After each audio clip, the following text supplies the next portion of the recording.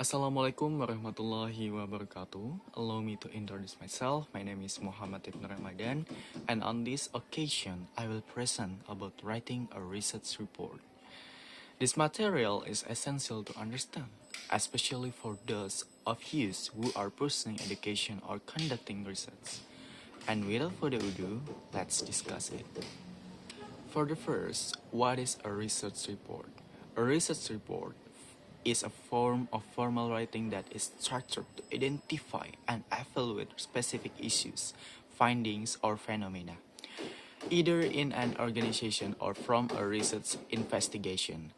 This report must be objective and clearly provide information to the reader about the problem being discussed. For that, we need to know and understand the sections of a research report. Let's discuss them in the next segment. First is introduction. The introduction is the opening part of research report that plays a crucial role because it not only introduces the research topic but also shows the writer's style and approach in presenting the problem. The introductions help the reader understand the research background and broader context, as well as why the research is important to conduct. The introduction is usually answer several key questions such as what is the problem to be solved or the existing solution, which of the available solution is the best, what are the limitations of the solutions, what does this research aim to achieve, have I achieved the research objective, and next, secondly, it's literature review. The literature review is the section that reviews previous research related to our topic.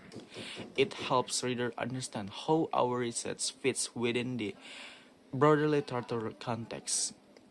There are several structures that must be included in a literature review. What are the seminal works on this topic? What are the most relevant recent works? What are the achievements and limitations of these recent works? What gaps exist in the literature? How will your research fill these gaps? Next is research methods. The research method is an essential part of the research report that explain in details how the research was conducted. In the method section, we need to explain what was studied and what hypothesis was tested, where the research was conducted, and the characteristic of the location, how the experiment was designed, including the variables measured, what equipment was used, and how the data collection protocol was followed. Next is results and discussion. The results section presents what was found, what was not found, and whether there were any unexpected results. The discussion section addresses whether the data supports the research objective, how the findings compare with other research, and the researcher's personal interpretation of the findings.